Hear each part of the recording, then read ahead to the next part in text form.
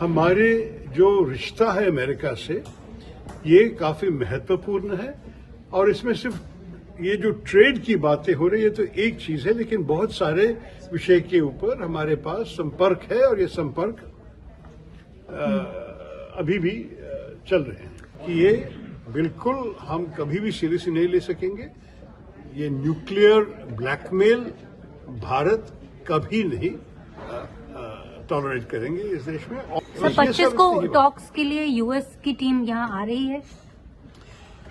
देखिए ये तो एक रूटीन नेगोशिएशन, एक राउंड के बाद अगले राउंड का डेट तो फिक्स हो जाता है, तो 25 अगस्त को ये लोग आना था। अब तक इसमें कोई चेंज नहीं है। देखिए हमारा तो आज ये 3 घंटे की मीटिंग हुई है। फॉरेन सेक्रेटरी, कॉमर्स सेक्रेटरी, दोनों सचिव आके कमेटी के 22 अंग जो आए थे उनको सब समझाया। मेरे ख्याल में अंत में करीब 50 से ज्यादा प्रश्न पूछे होंगे हमारे कमेटी के अंग, और इनमें से सारे विषय हमें चर्चा करने का मौका मिला। ये भी स्पष्ट हुआ कि हमारे जो विदेश कार्य के सचिव हैं उन्होंने कह दिया कि हमारे जो रिश्ता है अमेरिका से ये काफी महत्वपूर्ण है और इसमें सिर्फ ये जो ट्रेड की बातें हो रही है तो एक चीज है, लेकिन बहुत सारे विषय के ऊपर हमारे पास संपर्क है और ये संपर्क अभी भी चल रहे हैं। कॉमर्स सेक्रेटरी ने भी डिटेल में हमें ये ट्रेड विषय के बारे में बता दिया और जितने भी क्लैरिफिकेशंस हमारे मेंबर्स चाहते थे ये सारे क्लैरिफिकेशंस उन्होंने दे दिए।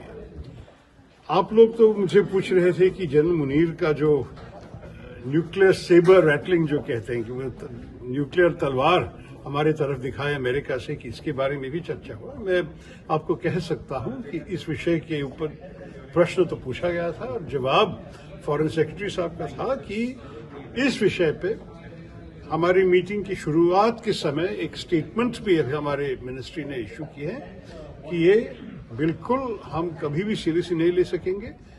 ये न्यूक्लियर ब्लैकमेल भारत कभी नहीं टॉलरेट करेंगे इस देश में, और कि मुनीर जी ने एक देश जो हमारे एक अच्छे दोस्त वाले देश है उनके भूमि पे खड़े होकर इस किस्म की चीज कहा, ये तो अच्छा नहीं लगा और इस संदेश पे हम सबको बता देंगे। सर 25 को टॉक्स के लिए यूएस की टीम यहाँ आ रही है।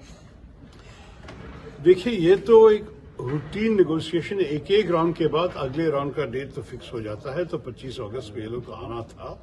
अब तक इसमें कोई चेंज नहीं है, कोई परिवर्तन नहीं है। अगर उनके तरफ से कोई तकलीफ है उस वक्त आने के लिए तो उनको बताना है। अब तक तो किसी ने ऐसे कुछ नहीं बताया। जितने भी चर्चा की ज्यादा इस रिश्ते के ऊपर और मतलब ये सारे विषय के ऊपर थे।